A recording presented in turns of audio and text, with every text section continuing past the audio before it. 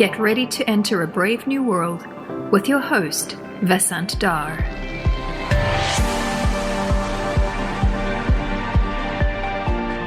Brave New World is supported by the Center for Data Science, or CDS, at NYU. If your organization is interested in engaging with CDS through student projects, please email cdsindustry@nyu.edu. For more color on the podcast and additional commentary, please subscribe to my newsletter at vasantdhar.substack.com. Hello, and welcome to Brave New World.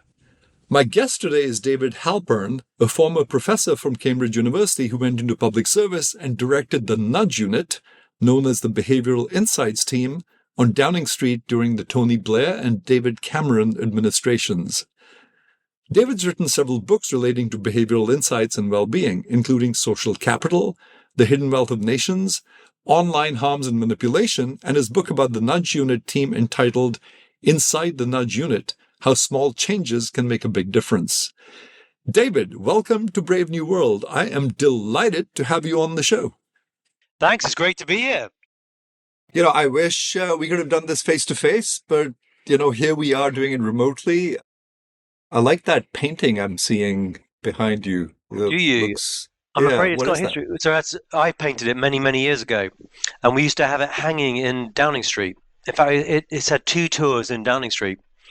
So I know it's a bit weird, but it's a story behind it. I had no idea you had such diverse talent, David. I think you'll find it's not everyone's taste, but it's very polite of you to be so kind. No. I mean, it's like, what is that? A Picasso? That was my first reaction. That looks like a treasure, but sadly it is. Not a Picasso. On Downing Street. If only it was. Yeah, well, no, just a Halpern.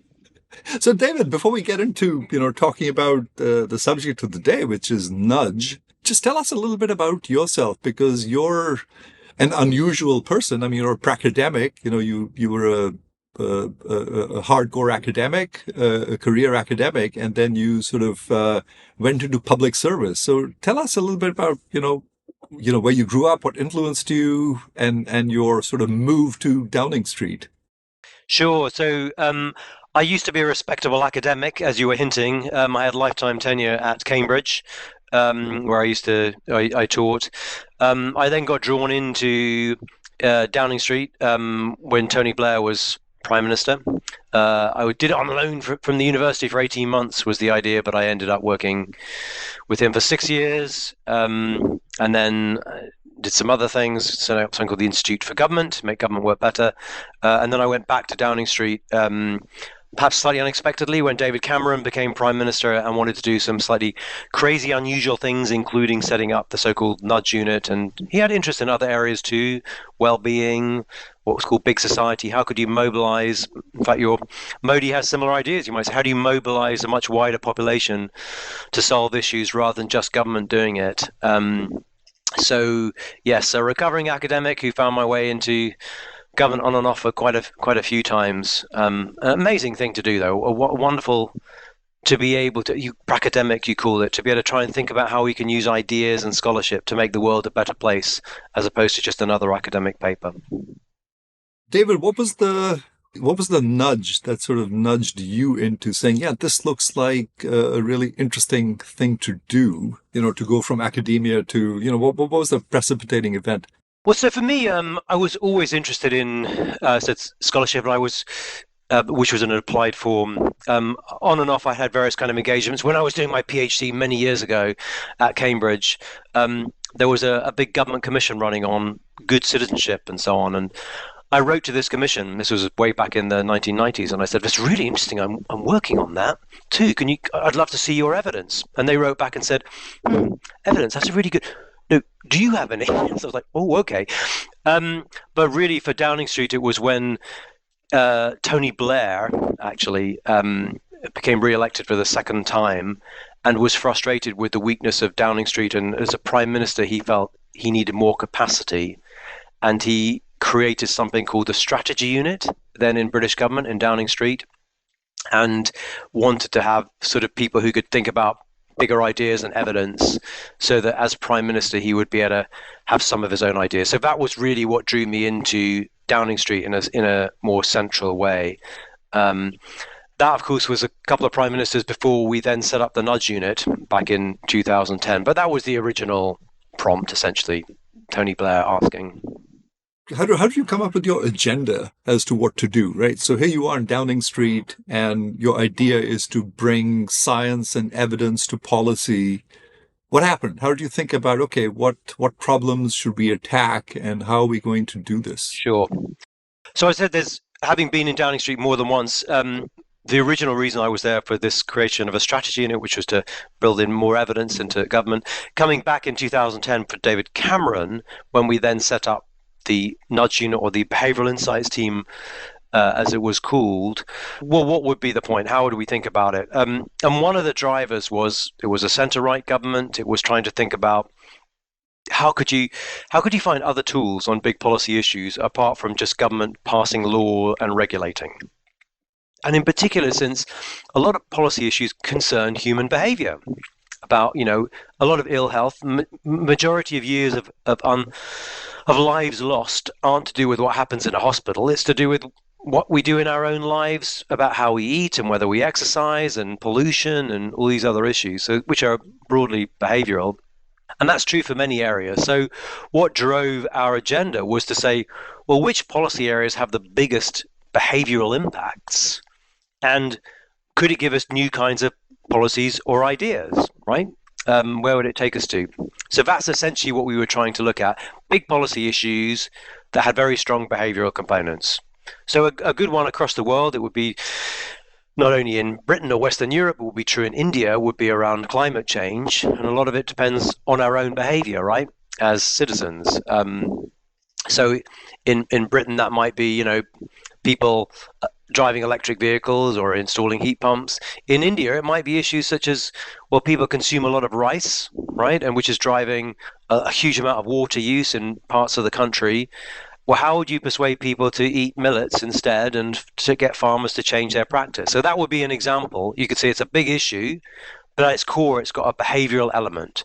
So that's what we were hunting down. We were hunting down examples, particularly ones where we thought we could get some, in the early days, rapid wins. And we would also do something which was very unusual, which is to test, to see if the new behaviorally inspired intervention did actually work better through testing it, often using something called a controlled trial, a randomized controlled trial. Yeah, you've got this sort of cute acronym. I think you have a few of them. One of them is called EAST. Yeah.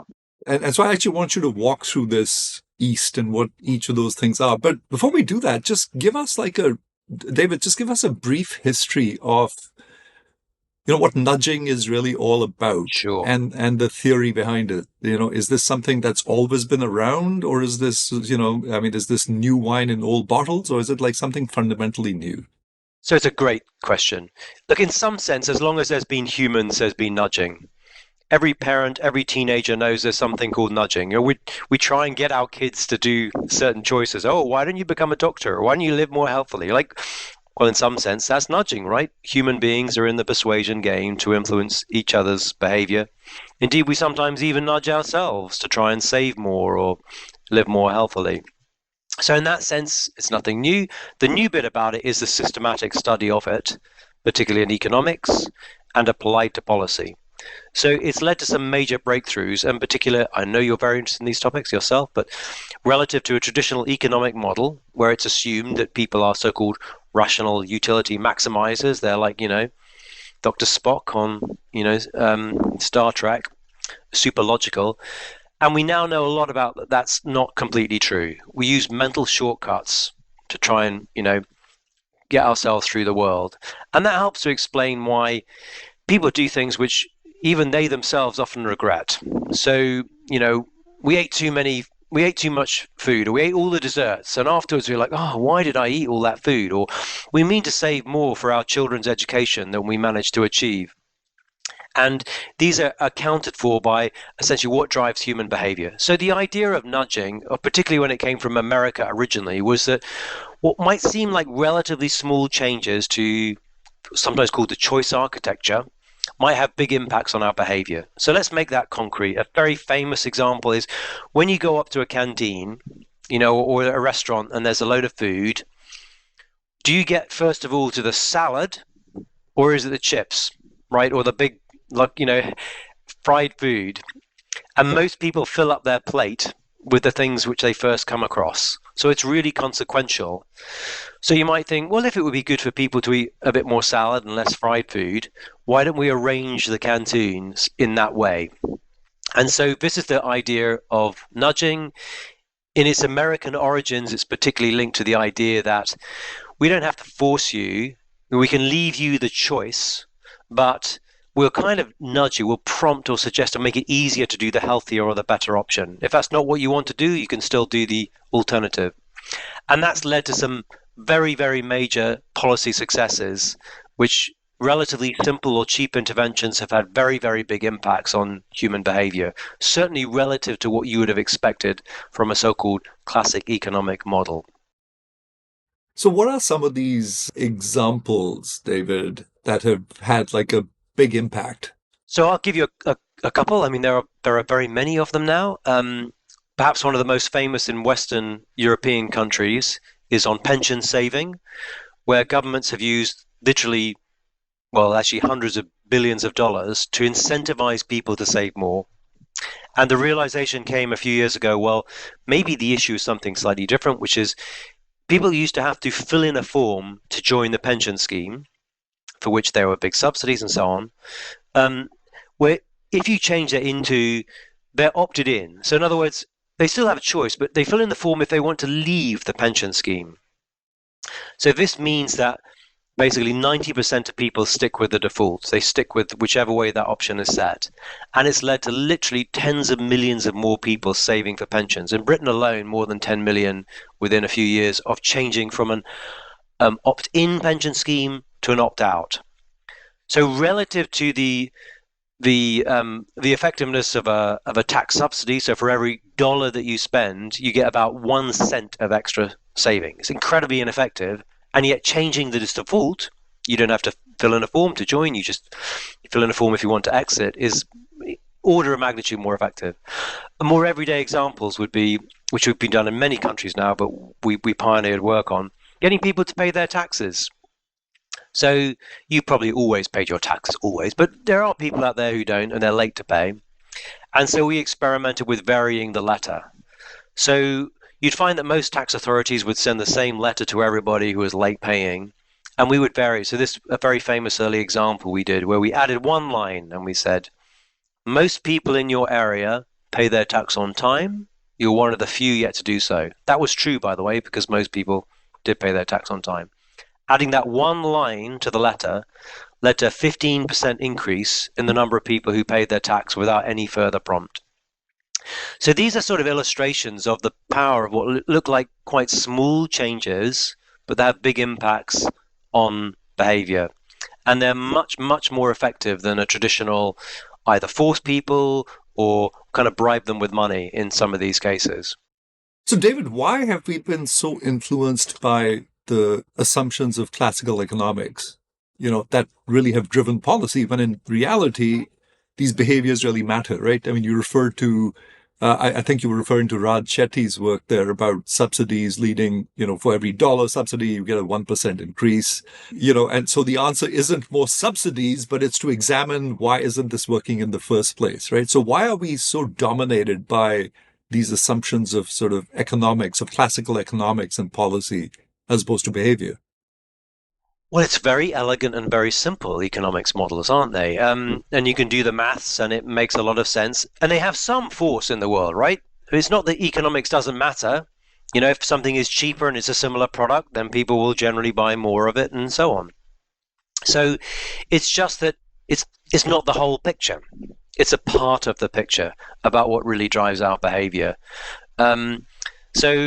Yeah, I mean, I think for some people, they're like, well, surely we all know that. But a lot of economics assumed that you could ignore the rest and just follow the money, and that people will rationally, figure out the rest. It's also that people are motivated by factors, of course, other than money. Like, what does your mother think?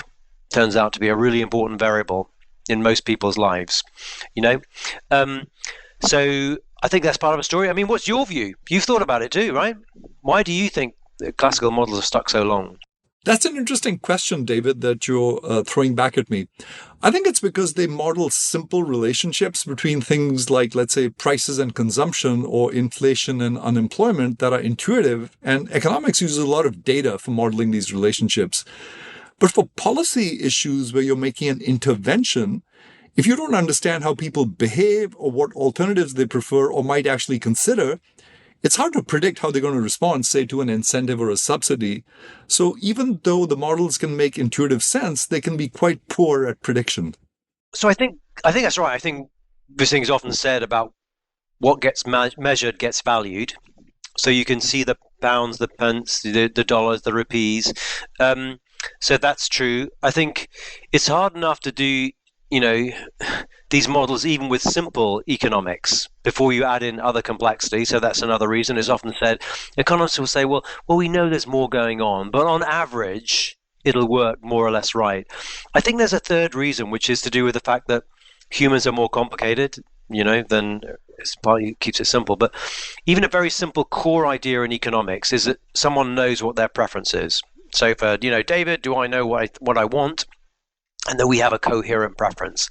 And that turns out not to be true. So when I've got my phone in the evening and I'm fiddling around, or you are, right, or with your kids, and they keep scrolling on addictive devices, is that what you want? Did you want to spend all evening on your phone or talking to your wife? When you separate someone on reflection, they give a different answer, which would be, actually, I wish I spent less time doing that. Or let alone collectively, you give a different, view or preference. So it turns out what your preference is quite complicated even in your own head, and economics sort of necessarily skips over that to assume you have a single preference, whereas it's not. We talk about democracy and the wonderful vibrancy of Indian democracy or British democracy. You have a democracy in your own head of different views which is bumping along, and that makes economics really complicated. So I think there's a number of reasons why it's more complicated to introduce a realistic model of human behavior. But on the other hand, it's worth doing, at least under certain circumstances, if we really want to know what's going on in the world. So, David, while we're talking about data, I guess, recently, in the last year or so, we've had, some behavioral scientists sort of being discredited, right, for actually making up data, right? People just conjure up data. There's sort of, these studies have come under criticism for having small sample size, and therefore, questionable validity. What do you think of all this? I mean, has it done any sort of harm to this sort of notion of nudging and behavioral insights, or is this sort of one of those things that'll pass? I think it has done harm, genuine harm. I should say, of course, some of the figures involved, they're pretty much all in America, but they're contesting some of this. But nonetheless, it looks pretty bad on a couple of those fronts. It's particularly depressing that one of them is involved in the research on dishonesty. So, I noticed that, yeah. But still, on the other hand, some of it is sort of to do, you alluded to it, just sort of bad methods. Looks like a part of the story. So these very catchy experiments, which have very small numbers, that then get overgeneralized. And there's a very beautiful paper you might know being done from some Californian behavioral scientists who we gave access to all of our American studies that we've done, and the White House gave them theirs too. And they look at that kind of whole sample and they work out, what's the effect sizes. And they conclude that for a simple nudge, on average, in the US context, you get about an 8% improvement on average from those ones, which is really interesting, really significant. A real telltale is if you look at the academic publications, on average, they report a much bigger effect size, often 30 to 40% effect size. So that's a really interesting puzzle. Is it that, maybe, I say as a recovering academic, maybe those academics are just much cleverer? But they've done very detailed work, and essentially they show it's primarily publication bias. It's small sample sizes, and then only the ones that are positive are being published. And then it's systematically distorting people's perceptions. So these high-profile cases look like they're actually a part of a bigger picture, which is too bad because they discredit the field. And again, another key telltale, average sample size, the number of subjects in the experiment for the published academic studies is about 500. Whereas for the work which we've done just in America and the White House team, the average sample size was 10,000. So which should you believe, right? Much larger sample sizes, full, etc. So is that worth getting out of bed for? Well, a small effect, which you can keep going again and again to get an 8% improvement, is really worth doing. It's not as dramatic as a 20-30%, but those are probably misleading numbers. So it is too bad. I think those high-profile things, have damaged the field, but we shouldn't, as we say, throw out the baby with the bathwater. There's something very valuable in this. It's just, let's be careful of those very eye-catching but small sample studies. It's interesting that, when I try and separate the claims, let's say, from the methodology, those seem to be like two separate things. So like a claim may be that if you tell people, here's how most other people behave, they'll behave like this, right? So that may be an insight that someone comes up with, right? And that's applied in policy versus actually running an experiment, right? And saying, what does the data tell us? And, maybe it's because they were influenced by, what was written there, that most people pay their taxes on time. And people may sort of draw the conclusion that, if you tell people most other people pay their taxes on time, they do. Whereas in fact, it just might have been that if you tell them anything, that they pay their taxes on time. So to me, somehow the insight itself, namely, if you do this, X will happen, seems to be sort of less credible than, let's say, running a giant study and saying, hey, this is what we observed. It isn't entirely clear why this might be the case. And I'll actually quote something you said, which I thought was really interesting, which is that, and you can comment on this, you said the influence has already been remarkable. Policy changes driven by BIT and its sister units have led and are leading to millions of healthy life years, saved hundreds of thousands, getting to work faster, and millions in revenue being brought forward. One thing is sure, nudging, the use of behavioral insights and the experimental methods it has brought in its wake are here to stay. But I guess I was trying to draw the distinction between methods, which I regard as really interesting and powerful, versus what people claim as insights, which might be questionable. So you're exactly right. Look, the world is full of interesting theories about human behavior, which are often plausible sounding, but that doesn't mean they're true. And I think partly because humans are very complicated, and in fact, there are lots of different things that influence our behavior in any particular context. So we partly championed in British government and now in many governments and countries, not just governments across the world, is the humility, frankly, of the experimental method. So that's a great theory, but it's actually true. Let's try it. Let's test it. And that's still a very unusual thing to be done in most governments and public service. So, and I've often felt like, even if you didn't care about behavioral science, just do the experimentation bit. Just have the humility. And of course, in medicine, it was a big battle 50 years ago, but to actually test which treatments work or which don't has led to enormous advances. Also, a lot of shocks where people have learned things that they thought worked, didn't work. And the same is true, I think, for most areas of actually practice and policy, where there are lots of things which we're doing all the time, which we've never tested, and they may not be effective at all. So yeah, we are very, very big believers. I, as you know, I fundamentally believe that governments should be much more humble, and they should be continually testing all the time. In fact, we all should, to figure out just because we think something works doesn't mean it does. And so we should separate the claim from the evidence. By the way, it is literally true in everyday life. There's a beautiful study done in Uganda, you may have heard it, which was done with children, which goes exactly to your point, which is that it teaches kids to recognize when someone has made a claim. So for example, in Uganda, there's a folk belief that if you have a cut, you should put cow pat on it, a dung on it, and it turns out that's not a particularly good idea, but it's a claim. And so you should teach kids to recognize, someone's made a claim. And then you say, well, what was your evidence that sits behind it? Right? And that's how you judge whether something is true or not, by judging the quality of the evidence. And it turns out you can teach kids, and in fact, teachers and parents too get better at it, to be better, if I can use this word, bullshit detectors, to detect lies. And then, like everyday scientists, and we should all be better at that. So yes, we should distinguish a claim which is plausible and interesting from actually how good is the evidence that sits behind it. Did you take a philosophy course growing up, David?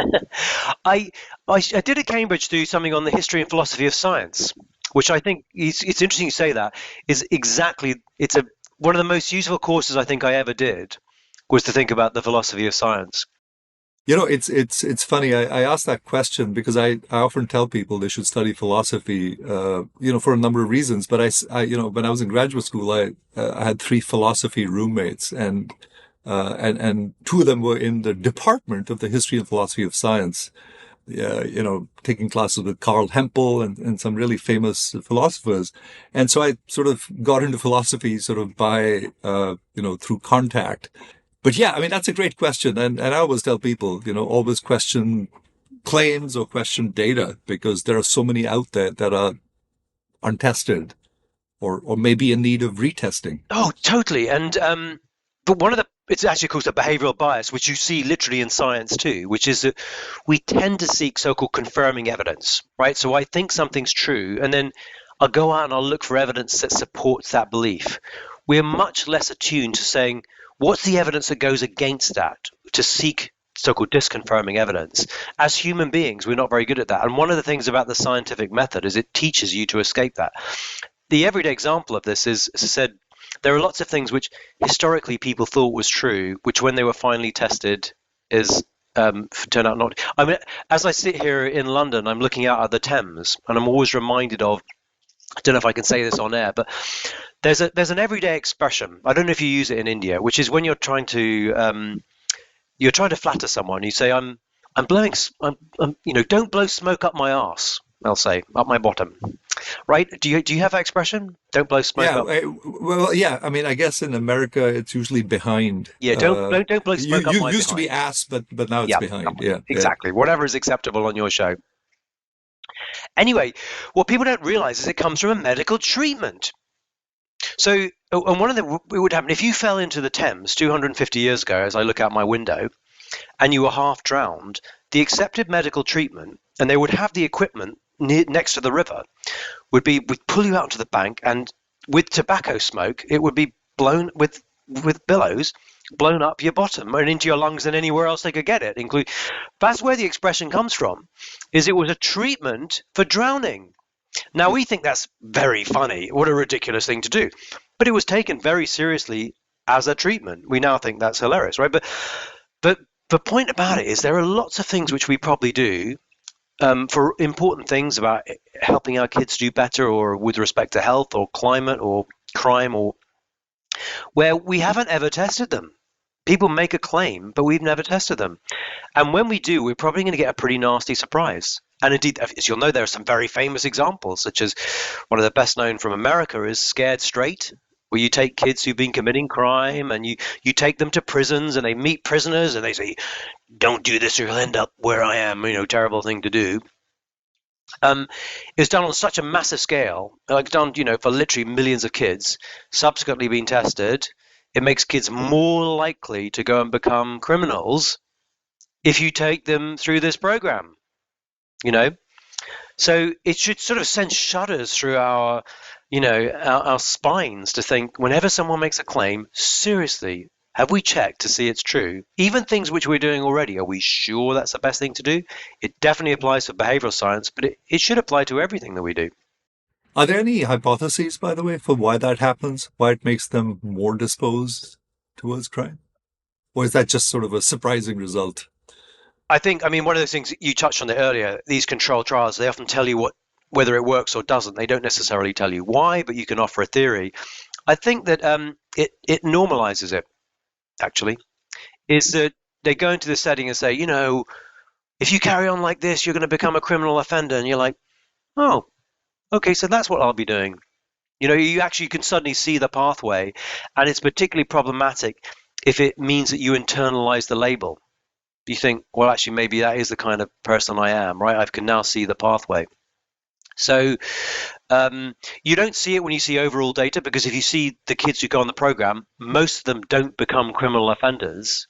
It's only when you see it as a controlled trial and you compare them with a group who got the control, you realize, oh my God, more of them are going on to become offenders. So, yeah, it's very powerful. And I think we could all use a big dose of humility. And I think studying behavioral science teaches you that, because humans are complicated, but actually is a good lesson for life in general. So David, what are the biggest surprises you've found in the many experiments that you've conducted? What surprised you? Well, they can come in different forms. Sometimes it's things that have worked with bigger effects than we thought they were. I mean, a lot of us have lived through COVID in the last few years, and so we did a lot of experiments around that where we learned things that did or didn't work. I mean, I'll give you a real example.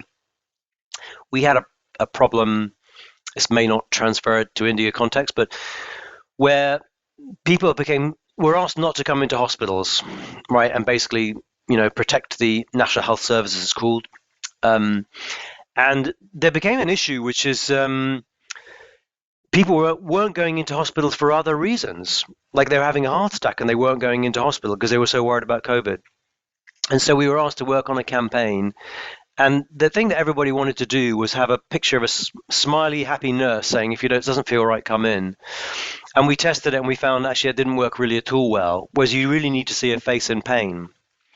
And some of these things about faces and images, which was much, much more effective, you get these backfire effects. So a famous one a few years ago, which didn't work for us, was we were doing on organ donation to encourage people, would you sign up the organ donor register? In many countries, there's a shortage of donors. And we tried 8 different versions of it, different kind of pictures and so on. And we asked a few behavioral scientists, which one do you think will be most effective?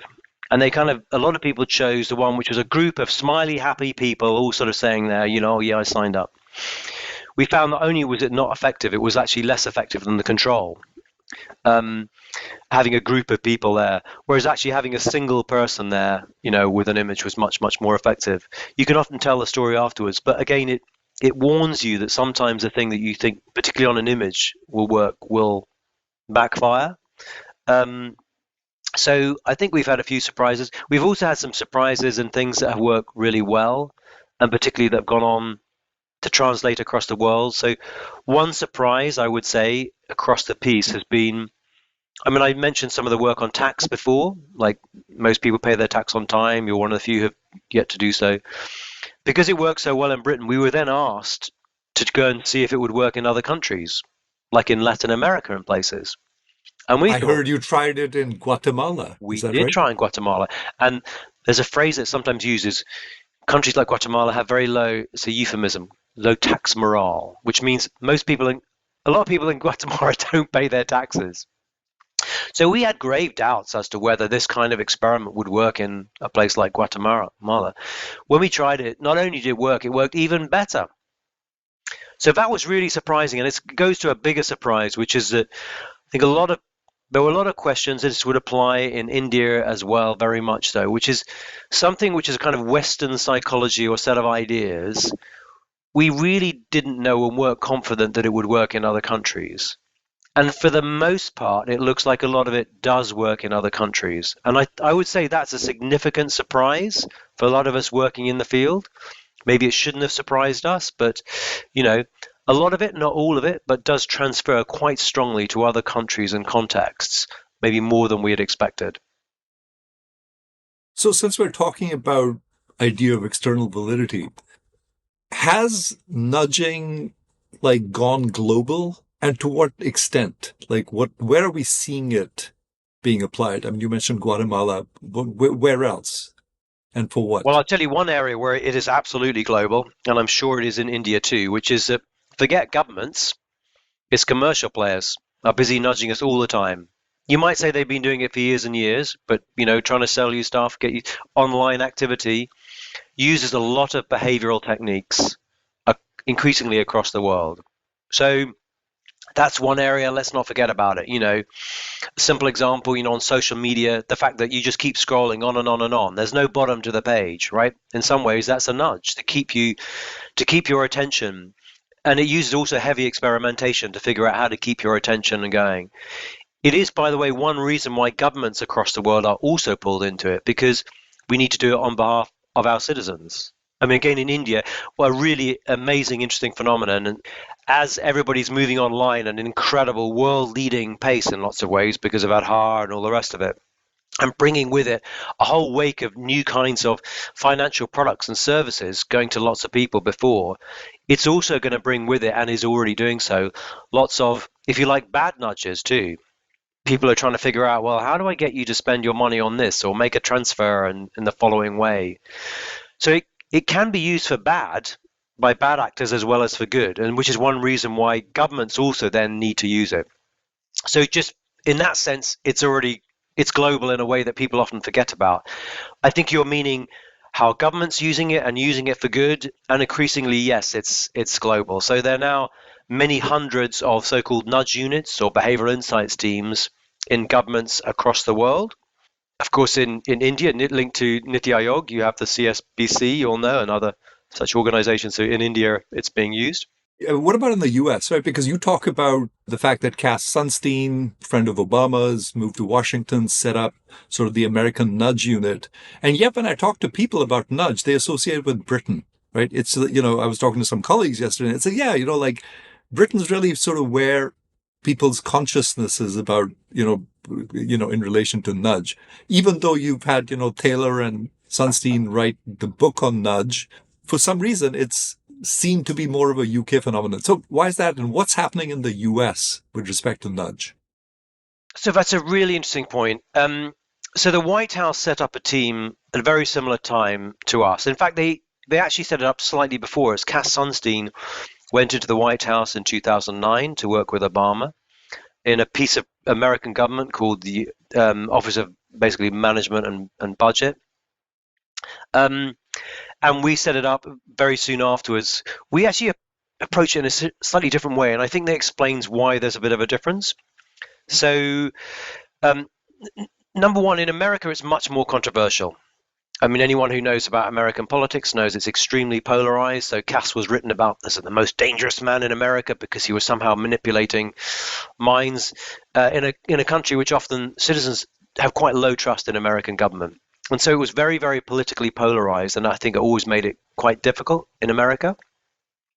There was another difference in the way that we pursued it from very early on, which the Americans did revisit, which is that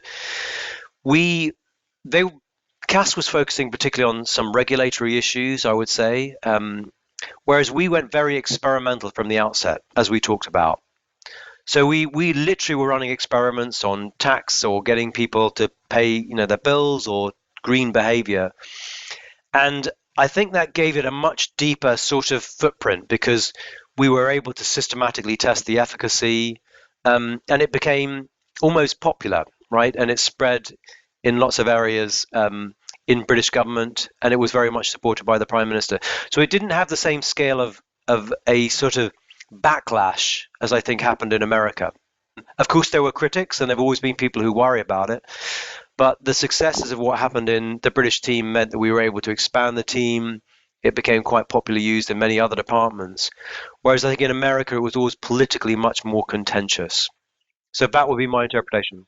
Yeah, is it because, I think I recalled somewhere reading, and maybe it was your book, that initially, I guess, people wanted to call Nudge something like paternalistic libertarianism or something like that. That's right. Is that because sort of this whole notion of nudging is viewed as sort of overly paternalistic, which doesn't go over well in America? So I think that is true. You're right. The original terms of the paper, long before the book Nudge was written, and in fact, the working title, here's an obscure detail, my understanding from Richard Thaler, of the book Nudge was Libertarian Paternalism, which sounds like, of course, an oxymoron in the sense that, at once it's paternalistic and yet it's supposed to be enhancing your freedom, the good American way. And that always has been very strongly linked, certainly in that of Cass Sunstein and others, is they talk about nudges as being choice enhancing or not choice reducing. So the point about the pensions opt out, right, is that you set the default so that you're more likely to save. It makes it easy to do so. But if that's not what you want to do, you can opt out. The choice is still there. So it leaves the choice on the table. And you can see that was very important with respect to American political philosophy. That's less so in other countries. Indeed, inside the Nudge Unit, there's a graph in the back which shows about kind of public support in different countries. There's much more trust in, for example, in India or in some Asian countries in government than there would be in America, and Britain somewhere in between. We also took a slightly subtly different line, which was that even though everyone nicknamed our team the Nudge Unit, it was actually the Behavioural Insights Team. So, we were happy to think about all kinds of levers that might affect behaviour, be that a financial incentive or a regulatory change, not only a nudge in the strict sense. So we always had a broader playbook and interest, I think. Then in America, it had to be kept within a slightly narrower constraint because of the, if you like, the political philosophy of it. But the politics matters. Yeah, no, definitely. And as you were talking, there were two sort of related questions that came up in my mind. Let me see if I can tease them apart. One is this notion of, where do these ideas come from for a nudge? And the other is sort of this lingering question around, I guess, as I read it, I thought, I don't know, but could these ideas come from a machine? Like, could they actually come from an AI? Yeah? Because that seems to be a really important part of this exercise, is to come up with the right nudges, the right questions, right? So that was one of my sort of broad themes. And the other was sort of what is nudgeable versus not, right? That is, when do we sort of, how do we determine whether nudge is the right approach to something versus some sort of other policy intervention, right? So these are sort of two broad questions. So let's just dig into each of them in any order you want. Yeah, well, they are definitely broad questions. And where do the ideas come from? As I said, we try and work out, in some sense, about the causes or the etiology. What things have very strong behavioral components? We then try and dig into it in a lot of detail. We sometimes use something called the tests framework. We try and think about what's the target? What exactly is the issue? Like, is it, well, there's too many people smoking. All right, let's try and work that out. Then we kind of explore and try and work out, well, what levers might work? And we try to work towards so-called solutions and brainstorm and prototype them, be creative and talk to as many people. And in the end, for us, we would also try and test them to see if they work. You mentioned earlier, there is a mnemonic we sometimes use if you don't want to spend 20 years studying it. A pretty good starting point is what we call EAST, go EAST. If you want to think about human behavior, think about make it easy. Like, be obsessed about friction and difficulty, what gets in the way. And those small frictions are very, very consequential, much more so than is normally appreciated in classical economics. Attractive, what makes it break through, what makes it appealing, and so on. What attracts your attention, using someone's personal name or something. There's a beautiful study done in India I always loved around, illustrates both those points, by Dilip Soman. People saving money. If instead of giving them money in one envelope, you give them in two envelopes, they're much more likely to save it, because some of it. But also, if you put pictures of the kids on it to remind them they were trying to do it to save for the kids, they're much more likely to put that envelope away and successfully save it, right? It makes it attractive. Social. What is everybody else doing? We are very influenced by everybody else's behavior. And finally, timely. When's a key moment when your behavior is disrupted or changed? So when we're hunting for ideas, we use some of these frameworks and prior knowledge to try and work out what might work well. You introduce the idea, which is very timely, which is the use of AI. And that, of course, is hitting the field very heavily in lots of ways. It's hitting it at least two ways, one of which is literally, beyond the idea of, which comes first, the salad or the chips, is what's sometimes called smart defaults. So what's the right default for you? And that we're moving to a world beyond saving and elsewhere, where, of course, AI models can help with that. They're also helping in a more direct way, which you might have been alluding to, which is that we have literally been using some of the generative AIs to see, if you come along with a new problem, a weird and wonderful issue, which is people are using too many prescriptions or they're not picking up plastic, you can prompt, and we've built, if you like, AI researchers who will go through, say, the East framework and come up with ideas.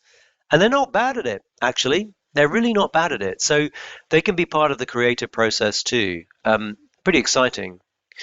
You asked about what's nudgeable too. Of course, that's a very big question, and there's lots of aspects to it. Nudging and even behavioral science is not the only tool. You can decide to pass a law, right? You can use financial incentives. You can do lots of other issues. Nudging in particular, I think, or some of these light touch behavioral interventions work especially well where you're trying to, sometimes it's called boosting, you're supporting someone to do the thing they sort of wanted to do anyway, right? So if you decided you seem pretty healthy and fit to me, but if you decided you want to get even healthier and fitter, what could we do to support you? Whereas if we're trying to get you to do something you don't want to do, like if you really love smoking or eating sweet desserts, and you don't want to give it up, then nudging's probably not going to go against it. You know what I mean? You're going to have to use a stronger measure. Your wife's going to have to confiscate all the sweet things in your house, because you're not going to do it in a milder way. So it is better suited for certain issues than for others. And sometimes it's characterized as being on sometimes called the ladder intervention. You move from simple informing informational things through to so-called choice architecture, etc., through to harder kind of sanctions or regulatory interventions that stop something happening. David, why hasn't India managed to solve its litter problem? The country is a garbage dump and not getting any better. I mean, even in the pristine far reaches, you can see discarded bottles of Sprite or, empty cigarette packets. Is this a candidate problem for nudging people in the desirable direction? Right, it's a great issue, and I know it has lots of consequences. Another colleague was saying the other day around one of the issues risking for flooding in Indian cities is that the drains are blocked in many places by plastic. So it has many manifestations, yes. So we would think about it not as nudging alone. We'd think about it in the rounded way. So yes, what's the? Is it easy? Is there any alternative? So is there a simple example? Is there somewhere else to put the litter bin? Is there a litter bin which you can easily see, and if you don't collect it, then that's a pretty big deal. If there's no alternative, there's no litter bins, then it's going to end up on the street. Is there an attractive alternative, including financial incentives? So across the world, plastic bags have been greatly reduced by very, very small financial incentives, which stop people, often 90% reduction in plastic bag use when you charge for them, even small amounts. Similarly, in some places, the use of deposit returns, financial returns, for even small sums that in America and elsewhere, you can get recycling going. Not least the primary, but also people go around picking them up, So that's, of course, you might say that's not a nudge, it's financial, but we don't care about that. Social, what's everybody else doing?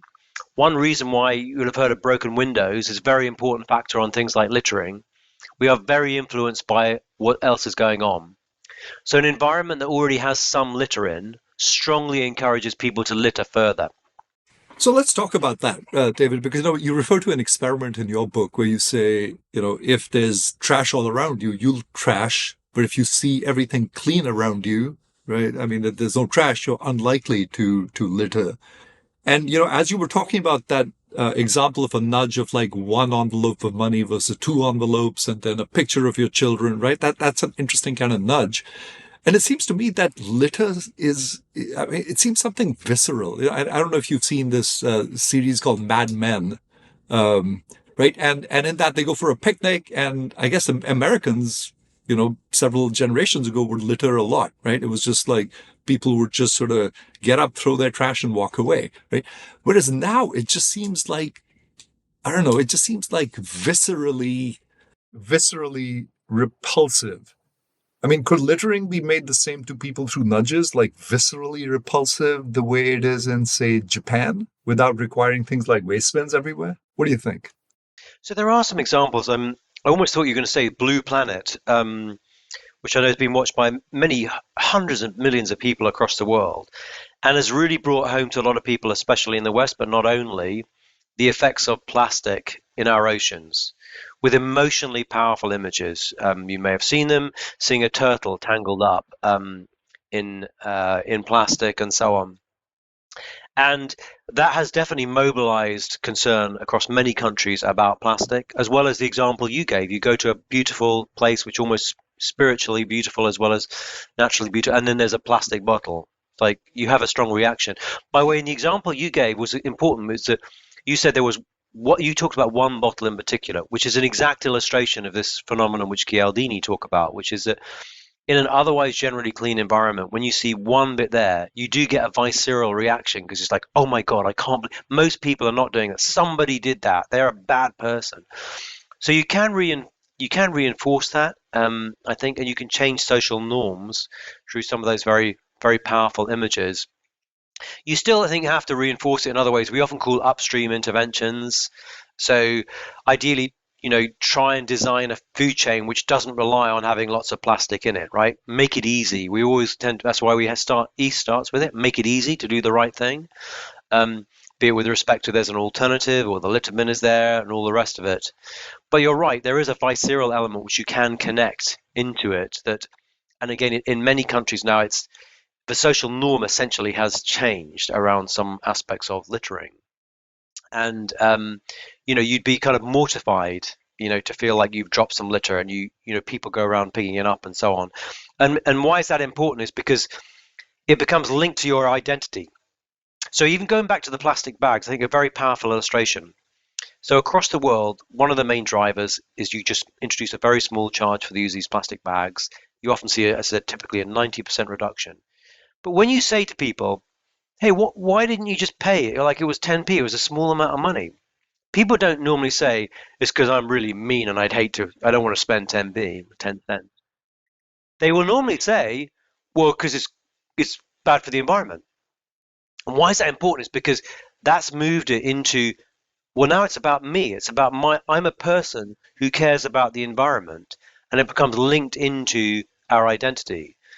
So whereas an older generation may or may not have cared about it, or a very materialist generation in America, you get a younger generation who really think it's about almost identity politics. It's like, it's just wrong, to throw this plastic away. So in that sense, what starts as a sort of short-term or focused behavior change becomes a cultural change, right? It becomes a statement about who you are and who we are.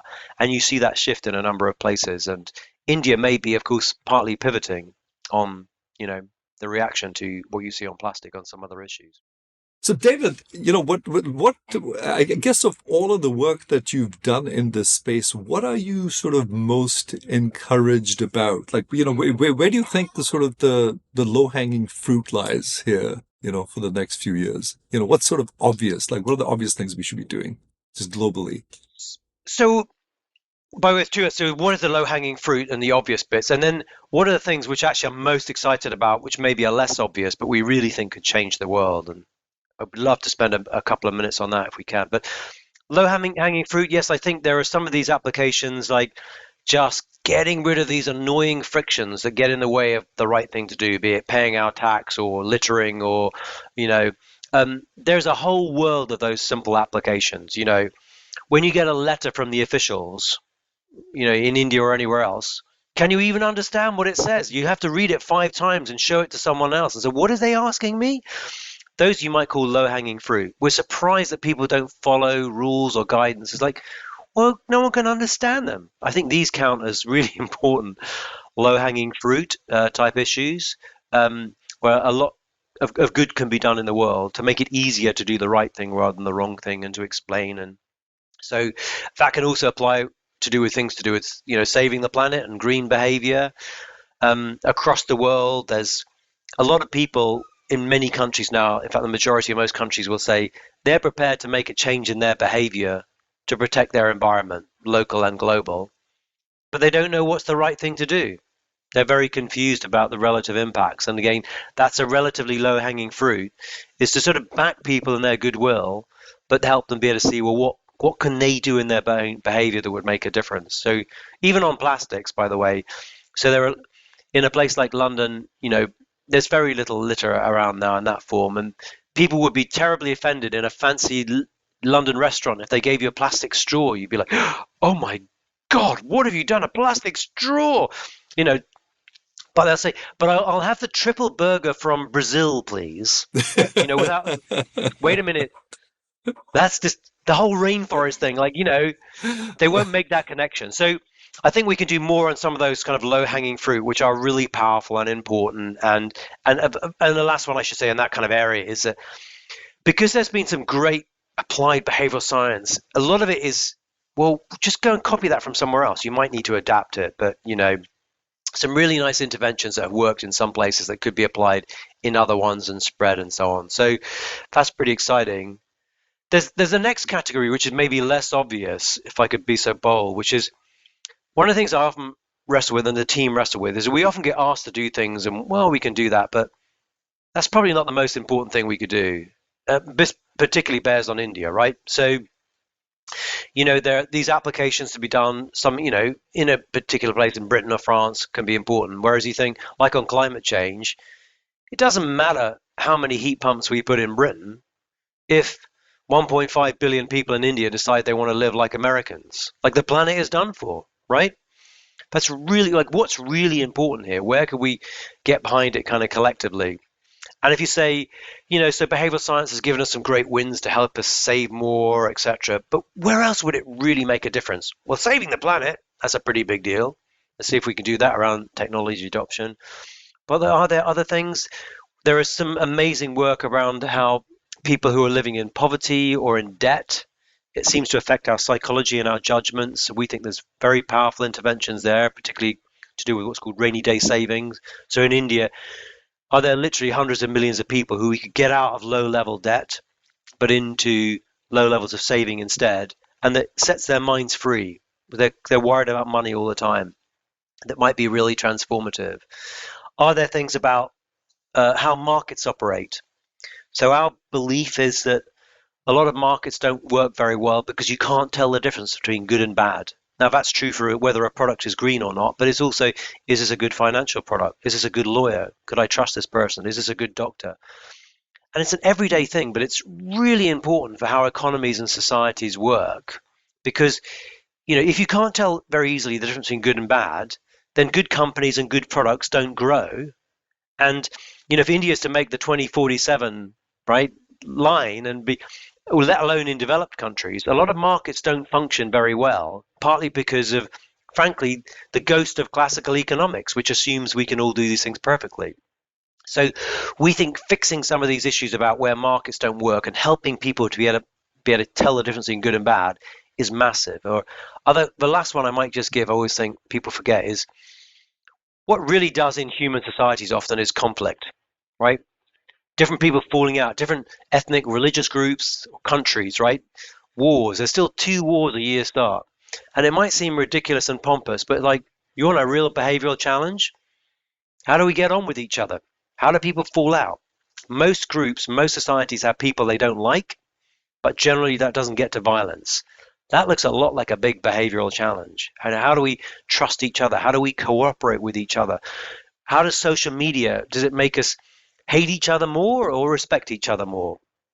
These are everyday sort of behavioral issues about human beings, which bring out the best and the worst of us. And if behavioral science has got something useful to say about prompting us to pay our taxes, well, that's nice. But what really matters is the flesh and blood about humanity, about whether we get on with each other or trust our fellow citizens. And that's where we really all need to move to. That's where cutting edge behavioral science is. That's where human beings get into difficulty, right? That's fascinating and a great note to end on, David. When you were talking about sort of micro debt in India, my mind started wondering about, what about debt in America? Where it's, oh yeah, do the same kinds of things apply? Do people feel pressured or, when they have excessive debt, right? So, maybe this notion has real external validity, right? Maybe there are optimal levels of debt, right? Where, you can sort of nudge people and say, this probably isn't going to be good for you. So that's exactly. I mean, you may know it's a some amazing studies and experiments linked not least to people like Elder Shafir in the US and Sandor Mullainathan in their book Scarcity. But yeah, literally, you can see the same effects in um, shopping malls in America and poor farmers in Africa and India and so on, with these so-called scarcity effects. So people who've got money or indeed other worries on their mind, it fills our minds, right? If we become preoccupied with it. The famous illustration in American shopping malls is that when you say to someone, look, imagine, your car breaks down and it's going to cost you $100 to fix it, and then you ask them basically to do like an IQ test. Well, it doesn't matter, rich or poor, they do it just fine. But if you vary it, say, imagine your car breaks down and it's going to cost you $1,500 to fix it. It's only a thought experiment. For people who are middle class or wealthy, they do the IQ test just fine.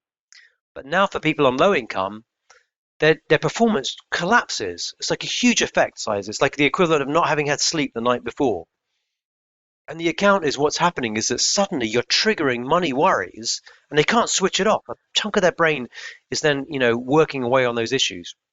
And as you'll know, that's been found similarly. Farmers seem to make better decisions after harvest than before harvest. And these are linked to these so-called scarcity effects, right, about our brain being preoccupied. So that's literally an example of, we can see it in America, linked to some really big effects out there, and we see it in other parts of the world. But it also opens the door to important policy interventions. So there's been a lot of work on getting people to save their old age, but we should be doing much more work around these so-called rainy day savings, where even people with a small amount of cash in their back pocket, right, so that it's not preoccupied, they're not preoccupied by debt. It looks like it could be transformative, not just because they're less vulnerable to a little economic shock, but because they're making better decisions in their life and their kids will make better decisions educationally.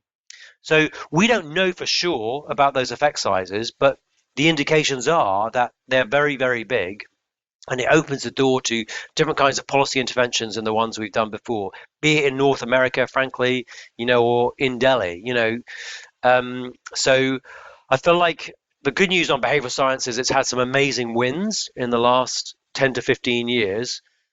The bad news, if you want to look at it good in a different way, which is we're only just beginning. There's so many more big challenges which are essentially behavioral, and we haven't really even started on them yet. Fascinating, fascinating, David. Thanks for this conversation. Really appreciate the time and the insights actually from reading your book and just other related material in preparing for this. So thanks so much for your time. Well, thank you. It's a great show. I'm pleased I got to be on it. Thanks, Dave. Before you go, there's just one other thing I want to ask you, and I don't know whether we'll decide to graft it in later, but the last thing you mentioned, which is conflict, and I really hadn't thought about the use of nudges in conflicts. Right, we've got like some severe wars raging in the Middle East and Ukraine. These wars become deadlier, more destructive. What's the thinking, what's your thinking about, where nudging might actually sort of help with conflict resolution? So this merits a whole show in its own right you should do on this sort of issue. One of the arguments about, what drives actually human behavior and what most of your brain is doing is not doing statistical judgments that, economists worry about. It's mainly trying to think about what other people are doing. Right? That's what your brain is doing. It's about, why did, Dylan in my office, why did he ignore me? Did I offend him or did I say the wrong thing? Like that's what our brains are doing a lot of time, and a lot of theory of mind. You're trying to think about what other people are thinking or seeing or doing. It's the flesh and blood, like of emotional life and relationships, right? That's where, a lot of psychology is sort of directed in our own lives. So what does that mean? So in extreme conflict ends, it can be in the form of, how do you negotiate peace? Or a lot of conflicts are the reignition of previous conflicts. So I'll give you a real example. We were doing work in Colombia a few years ago, which of course had a civil war, for more than 50 years. And the president said, well, it's all very well you're doing work on, actually, was corruption, but what about the peace process? And we're like, oh, goodness, what could we say? But when you dig into it, you think, God, there's lots of psychology in this. So let's make this real. Imagine you are an ex-combatant. You have known nothing but conflict. And now someone says, if you give up your rifle, we'll give you $1,000. Now, that's not just an economic transaction, right? It's an incredibly powerful one. Imagine you turn up to do this thing. Do you feel respected or do you feel humiliated? Well, it's an amazingly brave thing to do, to give up your rifle. There are people who still want to kill you. Are you honored and respected in that process, or are you being humiliated? Imagine how consequential that is for what happens next.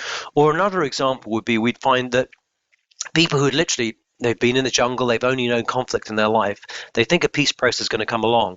They think overnight there's going to be a new school and a hospital. Even the best will in the world, there's no way the government would deliver that. So their expectations are sky high, and the reality is going to be much lower. There's a big gap there, right? In that expectation gap will be disillusionment. And why don't you go and join the new drugs gang or the new conflict, right? If you don't close that expectation gap, a psychology of it, that person is going to be joining the new gang, and you've got the seeds of the new civil war. So when you unpick it, you see lots of psychology in that. But even before you get into, the full-blown thing, let alone how do you reintegrate ex-combatants, in everyday life it plays a role. So let me just tell you about one, if you could bear with me, one variable, which I think is like one of those really important things that most people have never heard of, which is called social trust. When you walk around in your life, do you think other people can be trusted? It's a question we've been asking in surveys on and off for nearly 50 years. Generally speaking, do you think other people can be trusted? Yes. Or no, can't be too careful. Countries and regions and groups massively differ in how they answer that question, right? So on the hand, you get Norway and Sweden, where 70% of people will say yes, most people can be trusted, and then in many countries less than 10% of people would say most people can be trusted. That is so consequential in so many ways, right? If you're living in a world where you think people can't be trusted, it's stressful, it's bad for your well-being. You literally and metaphorically think someone might stab you in the back. That affects your health, it affects your well-being. It affects whether you pay your taxes, by the way, or pick up litter if you don't trust your fellow citizens.